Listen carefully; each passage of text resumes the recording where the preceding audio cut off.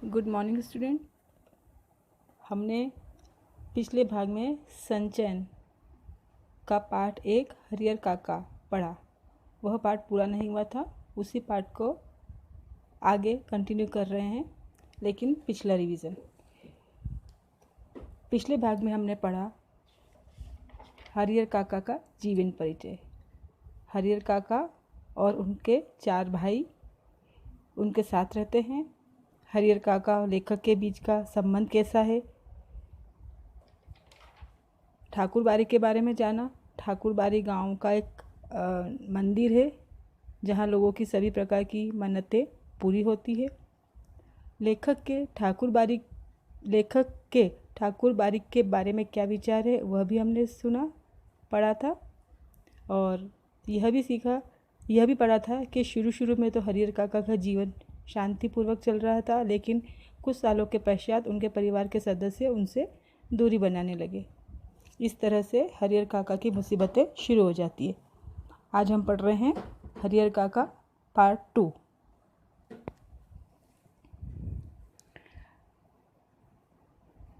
अचानक हरियर काका के जीवन में एक ऐसी घटना घटी जिसने उनके परिवार के प्रति मोह को समाप्त कर दिया। एक बार उनके भतीजे का एक मित्र शहर से गांव में आया। उसकी खूब खातिर की गई। उसके लिए स्वादिष्ट भोजन बनाया गया, किंतु हरियर काका को सूखा भोजन ही दिया गया। हरियर काका इस घटना से इतने दुखी हुए कि उन्होंने भोजन की थाली को पटक दिया, अर्थात साइड में रख दिया और घर छोड़कर निकल गए। अब उन्हें अपने परिवार से कोई मोह नहीं रह गया था। अन्य ग्रामीणों की तरह हरियर काका भी समय मिलने पर ठाकुरबाड़ी जाया करते थे।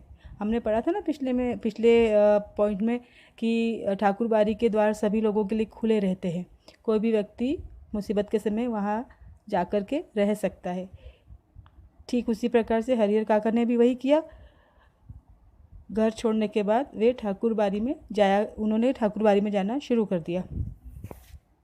ठाकुरबाड़ी के महंत इस बात को जानते थे कि हरियर काका की अपनी कोई संतान नहीं है, अर्थात वहाँ जो भी साधु संत रहते थे या महंत जी ये जानते थे कि हरियर काका की अपनी कोई संतान तो नहीं है। जब महंत को हरियर काका के गुस्से के विषय पता चला, मतलब कारण पता चला कि हरियर काका अपना घर छोड़कर ठाकुरबाड़ी में क्यों रहने आए हैं, तो महंत ने उन्हें समझाया कि उन्हें मोह माया के फेर में नहीं पड़ कर के अपनी सारी जमीन जायदाद ठाकुरबाड़ी के नाम लिख देनी चाहिए। इस पुण्य के काम से उन्हें परलोक में मोक्ष की प्राप्ति होगी। इस तरह से महंत ने उनको समझाया कि यह सारा भौतिक सुख सुविधा हमारे कोई काम का नहीं है। हमें तो सिर्फ ईश्वर की सेवा करना है ताकि हमें मोक्ष प्राप्त हो। इस तरह से महंत ने हरियर काका को ठाकुरबाड़ी में रखा और उनकी खूब खातिरदारी की। उन्हें तरह तरह के स्वादिष्ट व्यंजन खिलाए गए, उनका पूरा ध्यान रखा गया, मान सम्मान किया गया। और धीरे धीरे करके महंत ने हरियर काका को अपने विश्वास में लेना शुरू कर दिया और यह समझाने लगे कि यदि हरियर काका अपनी सारी जायदाद ठाकुरबाड़ी के नाम करेंगे तो इससे लोगों के बीच में उनका मान सम्मान और भी बढ़ जाएगा। हरियर काका जब घर छोड़कर गए थे तो उनके भाइयों को इस बात का पता नहीं चला था कि जब वे लोग खलिहान से लौटे, अर्थात खेती का काम करके लौटे, तो उन्हें सारी बात पता चली कि आज हरियर काका घर छोड़कर चले गए हैं। उन्हें यह भी पता चला कि हरियर काका ठाकुरबाड़ी में रह रहे हैं और वहाँ का महंत उन्हें प्रलोभन दे रहा है, अर्थात लालच दे रहा है। उन्हें लगा कि यदि हरियर काका ठाकुरबाड़ी के महंतों की बात में आ गए तो उनके हाथ से अपने भाइयों की जायदाद भी चली जाएगी।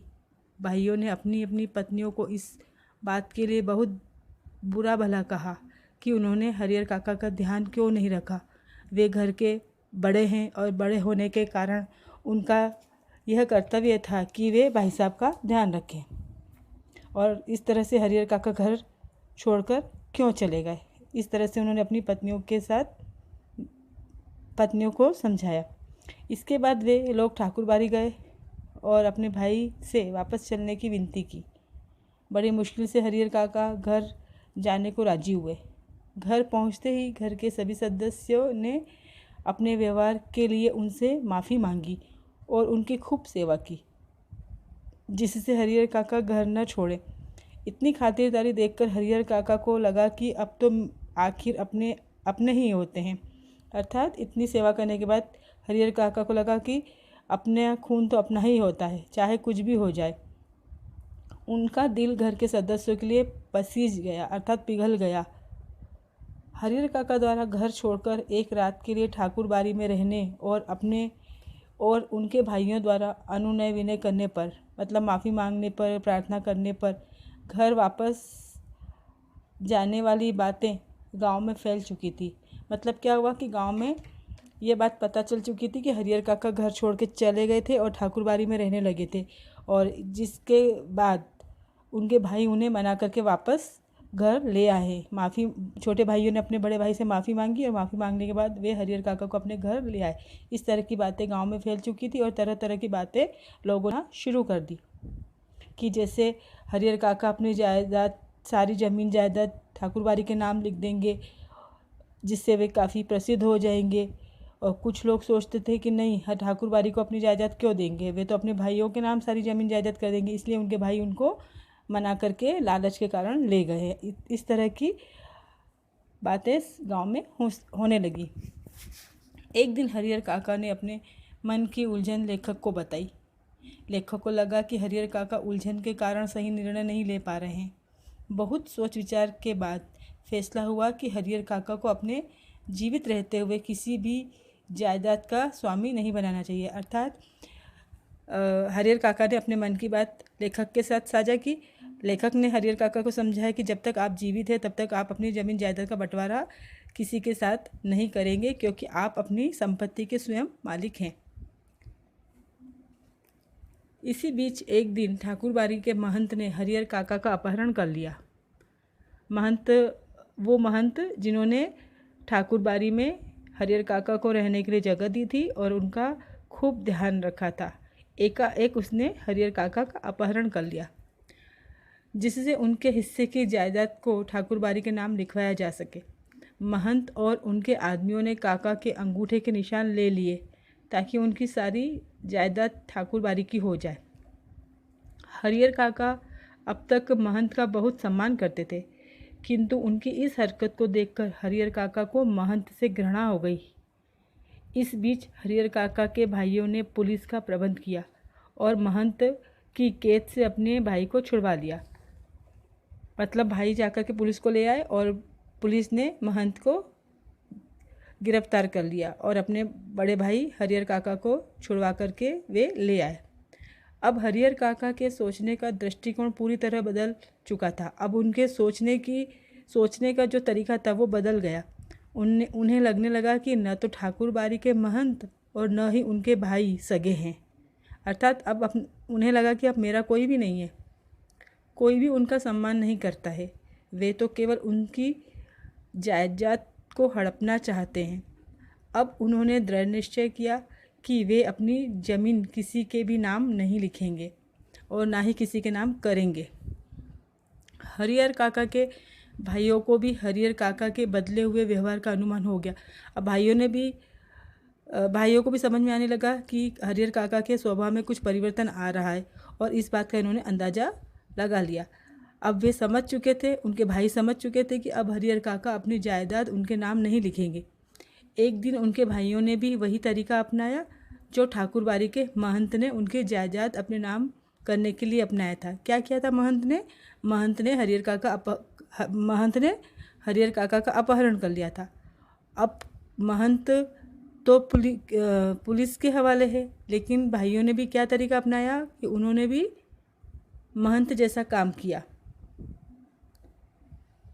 एक दिन उनके भाइयों ने वही तरीका अपनाया जो ठाकुरबाड़ी के महंत ने उनकी जायदाद के लिए अपनाया था। भाइयों ने हरिहर काका के साथ मारपीट की और ज़मीन को अपने नाम लिखवाने की कोशिश की। काका ज़ोर से चीखने लगे तो लोगों ने उनकी चीख सुनकर उन्हें आज़ाद कराया। मतलब भाइयों ने हरिहर काका को अपने घर में कैद कर लिया और कैद करने के बाद हरिहर काका की खूब पिटाई किया करते थे, जिससे हरिहर काका खूब चीखते चिल्लाते। अब यह उनकी चीख बाहर गांव वालों तक पहुंची और गांव वाले आकर के हरिहर काका को छुड़वा कर ले गए। अब हरिहर काका का अपने भाइयों से पूरी तरह मोह भंग हो चुका था, मतलब हरिहर काका का पूरा विश्वास खत्म हो गया था। उन्हें पुलिस सुरक्षा दी गई, उन्हें पुलिस प्रोटेक्शन में रखा गया कि अपने परिवार से अलग होकर रहने लगे। अब पूरे गांव में हरिहर काका की ही चर्चा थी। कोई उनकी ज़मीन को उनके भाइयों को देने संबंधी विचार प्रकट करता। मतलब आप समझे होंगे ना कि जिस प्रकार से अगर घर में विवाद होता है तो बाहरी लोगों को हमारे घर परिवार पर उंगली उठाने का मौका मिल जाता है। तो गांव में भी ठीक इसी प्रकार से यही बात फैली। भाइयों के बीच में विवाद हो रहा था तो लोग उंगली उठाने लगे कि छोटे भाई तो बड़े भाई पर हाथ उठा रहे हैं केवल उनकी ज़मीन के लिए।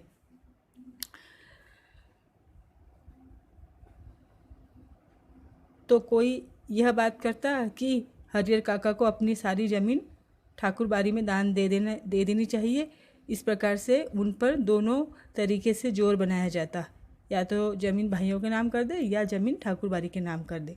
इस प्रकार पूरे गांव में केवल यही चर्चा चलती रहती। अब तक हरिहर काका सब कुछ समझ चुके थे। इन घटनाओं का उन पर इतना गहरा और नकारात्मक प्रभाव पड़ा कि वे मौन रहने लगे, अब चुप रहने लगे। हरिहर काका किसी से बात ही नहीं करते, वे किसी से कुछ भी नहीं कहते थे, केवल खुली आंखों से आकाश को निहारते रहते। अब उन्होंने एक नौकर रख लिया था जो उनका ख्याल रखता था। पुलिस के जवान भी हरिहर काका के खर्च पर मौज उड़ा रहे थे। मतलब हरिहर काका के पास इतनी ज़मीन थी कि उस ज़मीन से जो भी पैसा आता हरिहर काका अकेले ही अपना जीवन आराम से जी सकते। उसी ज़मीन से जो पैसे आ रहे थे उसी पैसे से उन्होंने अपने यहाँ नौकर भी रखा, और जो पुलिस वाले उनकी सुरक्षा के लिए तैनात किए गए थे उन्हें भी वे तनख्वाह देते और वे पुलिस वाले बड़े मज़े से हरिहर काका के साथ रह रहे थे। समाज में रिश्ते व्यक्तियों को एक दूसरे से जोड़ने का कार्य करते हैं। समाज को सुचारू रूप से चलाने के लिए रिश्तों का होना बहुत ज़रूरी है। साथ ही अपने से बड़ों का मान सम्मान करना भी बहुत ज़रूरी है। रिश्तों के कारण ही व्यक्ति का समाज में मान सम्मान होता है, उसकी समाज में एक भूमिका होती है।